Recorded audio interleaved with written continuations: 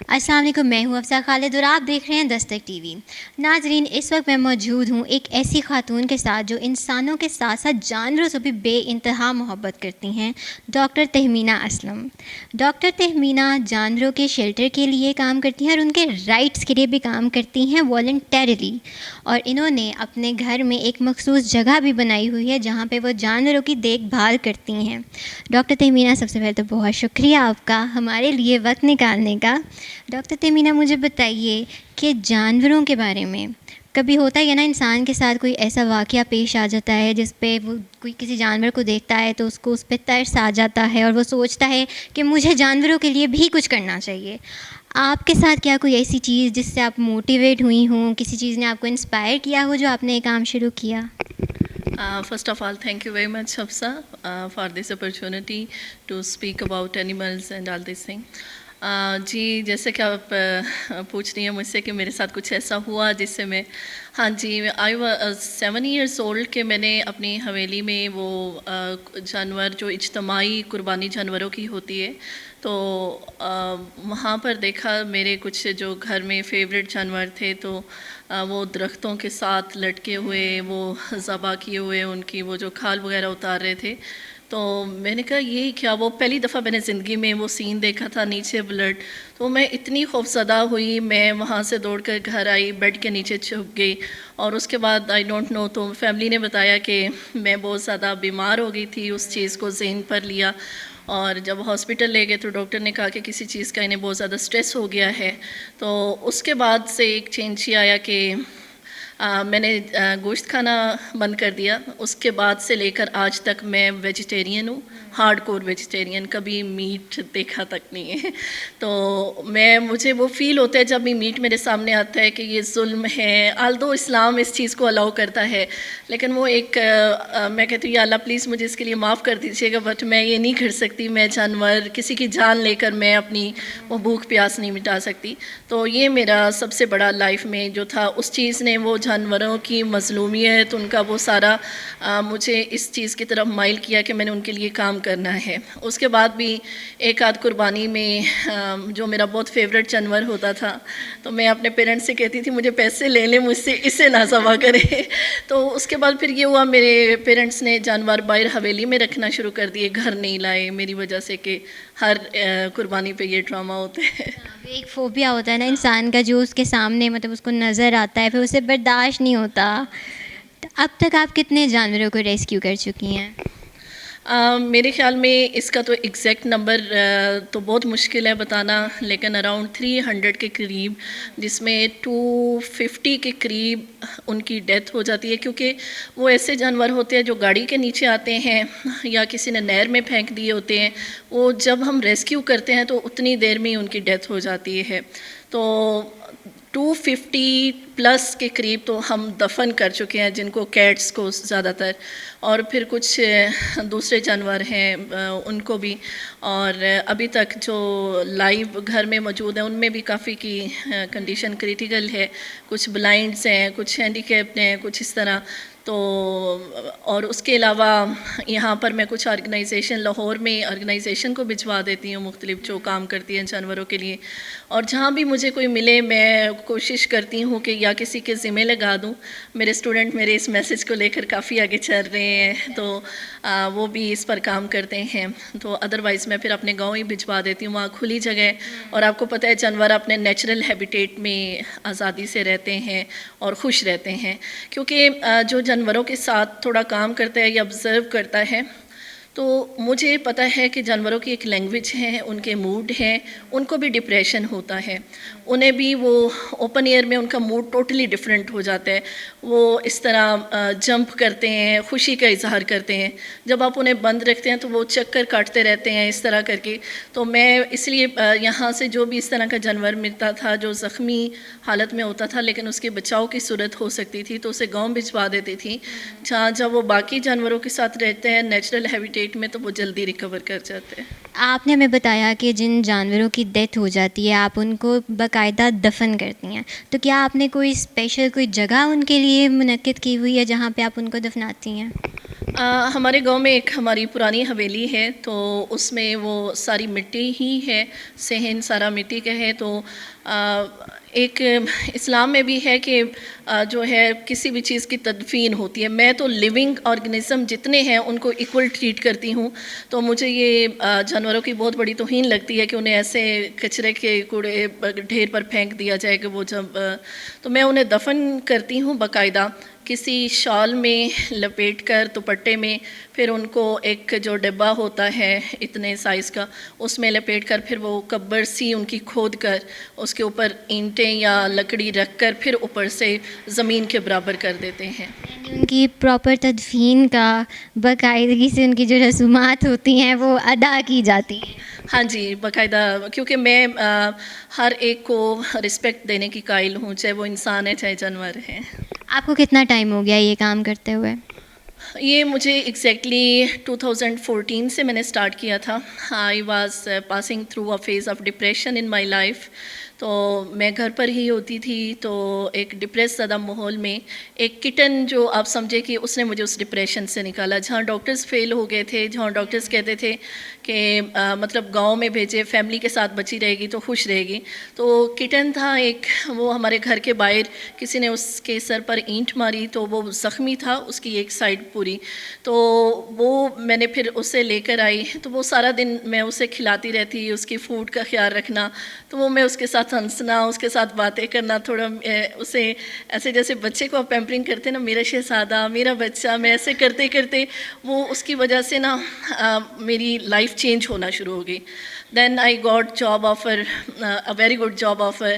اور پھر اس کے بعد میں نے جب یہ ارادہ کیا تھا اس سے لے کر آج تک it's 6 year my life is full of blessings. تو میں ہمیشہ یہ کہتی ہوں کہ وہ جو بے زبان ہیں ان کی دل سے نکلی ہوئی دعائیں جو ہیں وہ ہر دن میرے لیے ایک نئی اپرچونٹی لا رہی ہیں.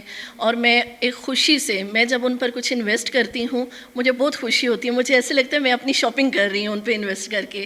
تو ان یہ تمام مجھے ذہنی سکون دیتا ہے، اور میری لائف میں میرے خیال میں تمام بلیسنگس تب سے ہی ہیں. جانور جب بیمار ہو جاتے ہیں تو ان کی بھی دیکھ بھال ویسے ہی کرنی پڑتی ہے جیسے ہم انسانوں کی کرتے ہیں. تو آپ ان کی دیکھ بھال کے لیے کیا کیا کرتی ہیں؟ ان کی مطلب ضروریات کس طرح سے پوری کرتی ہیں؟ جانور جب بیمار ہوتے ہیں تو ان کا فرسٹ سائن یہ ہوتا ہے کہ وہ کھانا پینا چھوڑ دیتے ہیں، وہ اپنے آپ کو آئسولیٹ کر لیتے ہیں. تو جیسے ہی وہ پہلے دن کھانا چھوڑتے ہیں تو اندازہ ہو جاتا ہے کہ وہ بیمار ہیں کسی وجہ سے. ان کے سامنے دودھ رکھا جاتا ہے، اگر وہ نہیں پیتے، پھر گوشت رکھا جاتا ہے، وہ نہیں کھاتے، تو پھر ان کا نیکسٹ ڈے سے ٹریٹمنٹ سٹارٹ کیا جاتا ہے. وہ وہاں گاؤں میں بھی اس طرح ڈاکٹرز ہیں ان کے لیے، اور کوٹ مومن میں جانوروں کا ہاسپٹل ہے، وہاں پر بھی ہم لوگوں نے ٹریٹمنٹ کروایا. 2-3 کیٹس ایسی ہیں جن کے آپریشن بھی ہوئے ہیں باقاعدہ، اور ایک کا آنکھ کا ہوا، دماغ کا ہوا، کسی باڈی آرگن کا ہوا، تاکہ انہیں اس تکلیف سے نجات دلائی جائے. اور اس کے علاوہ جہاں تک ہوتا ہے گھر پر بھی ان کو ٹریٹ کیا جاتا ہے. کچھ مطلب جیسے میڈیسن پتہ ہے کہ اگر کوئی جانور آپس میں لڑتا ہے وہ زخمی ہو کر آتا ہے، پائیوڈین لگائی، پٹی لگائی، اور اس کے بعد یہ ان کا باقاعدہ ٹریٹمنٹ ہوتا ہے. اور کیونکہ جانور بہت زیادہ تعداد میں ہیں اور دوسرا انہیں مختلف بیماریوں سے اس طرح بچایا گیا تو انہیں میں ویکسین کروا لیتی ہوں ہاسپٹل سے تاکہ ہمیں کوئی پرابلم نہ ہو. ایون کووڈ کے دنوں میں سب لوگوں نے کہا کہ کتے بلیوں سے یہ کووڈ کا پھیل رہا ہے تو انہیں دور کر دو. تو ہم نے کہا کہ ایسا ہم کسی صورت نہیں کریں گے. تو اللہ کا شکر ہے دیٹ فیز از اوور، اور وہ سب ٹھیک ہیں، ہم بھی ٹھیک ہیں. آپ جن کو شیلٹر دیتی ہیں اس میں صرف کتے اور بلیاں ہی ہیں یا اور بھی کوئی جانور ہیں جن کو آپ دیکھ بھال کرتی ہیں جن کی؟ اس میں مینلی تو کتے بلیاں ہی ہیں، لیکن ایک ایسا کیس ہے جہاں پر ایک ڈنکی تھا، وہ بہت میزریبل کنڈیشن میں تھا، اس سے کسی نے بہت بری طرح پیٹا تھا. تو اس بات پہ مجھے کافی غصہ آیا کہ کیوں. پہلے تو میں نے اسے انسانیت سکھائی کہ قیامت والے دن یہی تمہارا گریبان اگر پکڑ لے، تم اسی سے روزی روٹی کماتے ہو، تو پھر کیا ہوگا. تو پھر اس کے بعد وہ ڈنکی جو ہے اس کو پرچیز کیا گیا اور اس کو گاؤں میں جو ایک فارم ہے وہاں پر ڈراپ کروایا گیا اور آئی اسپانسر فار ہم. تو میں نے کہا کہ اس کے حصے کا جتنا ہے وہ مجھ سے پیسے لے لو لیکن اسے ریٹائر کر دو. وہ تقریباً 20 ایئرس اس نے روڈ پہ سرو کیا ہے. اس کے جسم کا کوئی حصہ نہیں جہاں نیل نہ پڑے ہوں, تو اسکن کھال اتری ہوئی ہے اس کی. تو اب مطلب زندگی میں ہم سب کو یہ رائٹ ہے انسان اور جانور کو کہ وہ زندگی کے کچھ دن خوشی سے ریلیکس ہو کر گزارے. تو مجھے اسپیشلی جانوروں میں سب سے زیادہ ترس انہیں پر آتا ہے جو ڈنکیز ہوتے ہیں, کہ ہمارے ملک میں ایسا کوئی قانون نہیں ہے جو کہ ان کے خلاف کی گئی ابیوز کو ایڈریس کر سکے. تو جانور جب زخمی ہوتا ہے یا کسی ایک اسٹرینجر کے پاس جاتا ہے تو وہ اس پہ اکثر اٹیک بھی کرتا ہے. آپ کے ساتھ کوئی ایسا واقعہ پیش آیا ہے؟ اچھا, میں نے اب تک تقریباً 300+ جانوروں کے ساتھ انٹریکٹ کیا ہے. میرے ساتھ سنگل کیس بھی ایسا نہیں ہوا. اس کی ایک ریزن ہے کہ جانور جب سامنے خوف زدہ ہوتا ہے, پہلے آپ نے دور سے بیٹھ کر نا اسے تھوڑا جس طرح کہتے ہیں کہ اس سے لاڈ کرنے ہوتے ہیں. میں دور سے بیٹھ کر انہیں تھوڑا سا کرتی ہوں. فار ایگزامپل یہاں یونیورسٹی میں ایک کٹن تھا, وہ پانی میں چھوٹا سا تھا اور پانی میں بری طرح وہ ٹھنڈ میں بھیگ گیا تھا. تو وہ بہت خوفزدہ تھا, وہ کسی کو اپنے پاس نہیں آنے دے رہا تھا. تو میں ہمارا ایک سیمینار تھا, ادھر جانے کے لیے سیڑھیاں اتری, تو میں نے اسے دیکھا تو سب نے کہا میم یہ مار رہے ہیں اس طرح. میں اس کے پاس گئی, پہلے میں نے اس کے نا گردن کے اوپر ہاتھ پھیرا. اب جانوروں کو جب بھی ٹچ کرنا ہو تو ان کی گردن کے اوپر, that is there weak point. وہاں سے انہیں اندازہ ہوتا ہے کہ کوئی لونگ ہے, تو وہاں سے ہی وہ یہ بھی ان کی وائبس کنیکٹ ہوتی ہیں ان کے لونگ اینجل آف مرسی کے ساتھ. تو وہ میں نے اسے تھوڑا سا کیا, پھر میں نے اسے پکڑ کر سینے سے لگایا. میں نے کہا میں آ گئی ہوں, اپنے بچے کو ٹھیک کروں گی. تو اس طرح کر کے میں نے اس طریقے سے بہت زیادہ, جو ایک گولڈن کلر کی بلیاں ہوتی ہیں وہ کہا جاتا ہے جنگلی بلیاں ہوتی ہیں, میں نے جنگلی بلیوں کو اپنے ہاتھوں پہ کھانا ڈال کے کھلایا ہے. نو ون ایور اٹیکڈ آن می. اور اس کی دیکھیں جانوروں کو پتہ چل جاتا ہے کہ کون ہمیں نقصان پہنچائے گا اور کون ہماری کیئر کرے گا. تو جو لوگ میرے خیال میں یہ کہتے ہیں کہ ہم جانوروں کے قریب اس لیے نہیں جاتے کہ وہ اٹیک کریں گے, تو یہ آپ کی صرف ازمپشنس ہیں. وہ اٹیک نہیں کرتے جب تک آپ ان پہ اٹیک نہ کریں. آپ کسی آرگنائزیشن کے ساتھ, کسی NGO کے ساتھ بھی منسلک ہیں یا آپ یہ کام اکیلے کرتی ہیں؟ جی, میں کسی NGO کے ساتھ منسلک نہیں ہوں. یہ کام میں انڈیویجولی کرتی ہوں, کیونکہ آرگنائزیشن کے ساتھ جب آپ کام کرتے ہیں تو بہت زیادہ پروسیجرل ایکٹیویٹیز ہوتی ہیں. وہ کہتے ہیں کہ اچھا آپ یہ بتائیں کہ یہ کہاں سے ملا, پھر وہ اتنی دیر میں وہ جانور بیچارہ مر جائے. تو میں بجائے اس کے کہ وہ ایک پروسیجرل پروسیس میں انوالو ہوں, میں انڈیویجول کام کرتی ہوں. لیکن وہ جو کہتے ہیں نا کہ چلتے گئے کارواں بنتا گیا, تو میں اکیلی سٹارٹ ہوئی تھی, پھر آہستہ آہستہ فیملی ممبر شامل ہوئے, 7-8 لوگوں سے سٹارٹ ہوا. پھر میں نے یونیورسٹی میں میری ہر کلاس میں 70 to 80 اسٹوڈنٹ ہوتے تھے, ان سب کو میں نے یہ کہا آج مجھے لگتا ہے کہ اراؤنڈ 6,000 to 7,000 پاکستان میں وہ بچے بچیاں ہیں کہ جو جانوروں کو ایٹ لیسٹ نقصان نہیں پہنچائیں گے اور ان کو کھانا دیں گے, اور کوئی بھی اس طرح اگر وہ کسی کو میزریبل کنڈیشن میں دیکھیں گے تو اسے چھوڑ کے نہیں جائیں گے. یعنی آپ اپنے پروفیشن کا, اپنے لیکچر ہونے کا صحیح فائدہ اٹھا رہی ہیں کہ اپنے اسٹوڈنٹس کو بھی آپ موٹیویٹ کر رہی ہیں کہ انہیں اس اچھے کاز کے لیے کام کرنا چاہیے. تو یہ ایک بہت ہی اچھی چیز ہے جو آپ کر رہی ہیں. میں امید کرتی ہوں کہ باقی لوگ بھی جو آپ کی ویڈیو دیکھ رہے ہوں گے وہ ضرور آپ سے انسپائر ہوں گے اور ضرور اس طرح کے کام کرتے رہیں گے مزید. ایک آخری چیز میں آپ سے جاننا چاہوں گی کہ آپ ایک ورکنگ وومن ہیں, تو اپنے کام کے ساتھ ساتھ اینیملز کے رائٹس کے لیے کام کرنا کیا یہ مشکل چیز نہیں ہے؟ میرے لیے مجھے لگتا ہے یہ زیادہ آسان چیز ہے کہ میں جس پروفیشن میں ہوں وہاں میں بہت آسانی سے اپنا میسیج میکسیمم لوگوں کو پہنچا سکتی ہوں. اگر میں کہیں کسی آفس میں کام کرتی ہوتی تو 1-2 لوگوں کو بتا سکتی. میں ڈیلی کلاس میں جاتی ہوں جہاں 60-70 student are waiting for me. جب میں انہیں بتاتی ہوں, پھر اگلا سیمسٹر آتا ہے انہیں بتاتی ہوں, تو وہ میسیج بہت آسانی سے پھیلتا ہے. میرے کہیں بچے جو ہیں وہ کہتے ہیں کہ ہم نے امی کو جا کر بتایا تو امی نے جو بلا گھر سے نکال دیا تھا اسے واپس لے کر آئی ہیں, تو امی نے پھر نیبر کو کہا. اس طریقے سے وہ نا ایک سائیکل چل رہا ہے. اور دوسرا یہ یہ ہے کہ میں کیونکہ جاب کرتی ہوں اور پھر اس کے بعد کچھ کنسلٹنسی سروسز بھی پرووائڈ کرتی ہوں، تو میں جب بھی ایک جانور کو لے کر آتی ہوں، بلیو می اللہ تعالیٰ کہیں نہ کہیں سے 10 سے 15 ہزار میری انکم میں اضافہ کر دیتے ہیں کہیں نہ کہیں سے.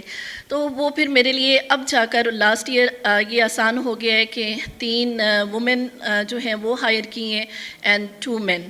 تو انہیں پورا ہائر کر کے وہ صبح اٹھ کر انہیں کمروں سے ٹوکروں سے نکالنا، پھر اس کے بعد ان کو دودھ پلانا، پھر اس کے بعد ان کا گوشت کی پلیٹس بنانا، اس طرح ان کا سارا دن کی جو ایکٹیویٹیز ہوتی ہیں.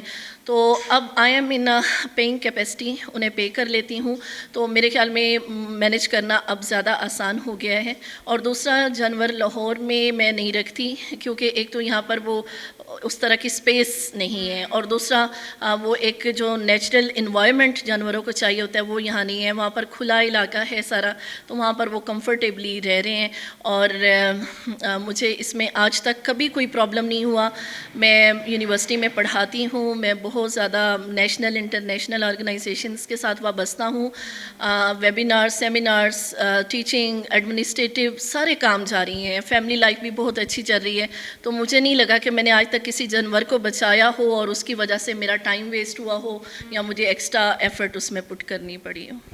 بہت سے لوگ ہیں جو جانوروں سے محبت نہیں کرتے. ابھی پچھلے دنوں سوشل میڈیا پہ ایک ویڈیو وائرل ہوئی تھی جو آپ نے آئی گیس دیکھی ہوگی، ایک بلی کی، جس کے اوپر لڑکیاں کھڑے ہو کر وہ ایک فن کے طور پہ اس کو پریزنٹ کر رہی ہیں. آپ ایسے لوگوں کے لیے کیا میسیج دینا چاہیں گی؟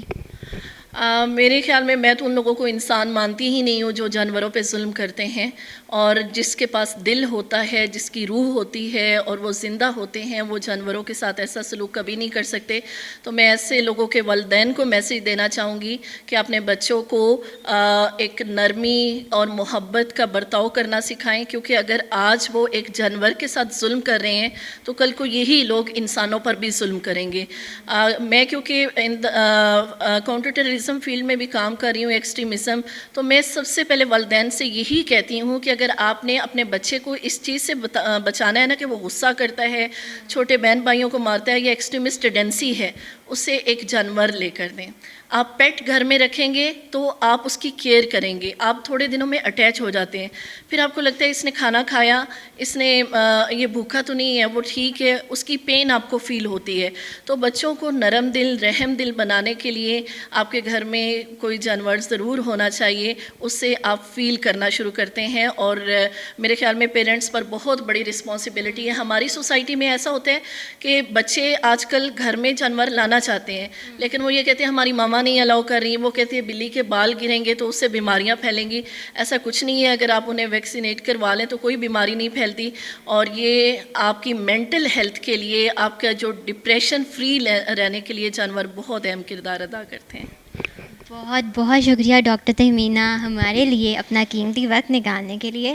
ناظرین، میں امید کرتی ہوں کہ جس طرح ڈاکٹر تہمینہ جانوروں کی خدمت کر رہی ہیں اسی طرح آپ بھی ان سے ضرور انسپائر ہوں گے. جانور بھی خدا کی پیدا کردہ مخلوق ہیں، ہمیں چاہیے کہ ہم ان کے ساتھ بھی پیار محبت سے رہیں. اسی طرح کی مزید ویڈیوز کے ساتھ ہم پھر حاضر ہوں گے. تب تک کے لیے اللہ حافظ.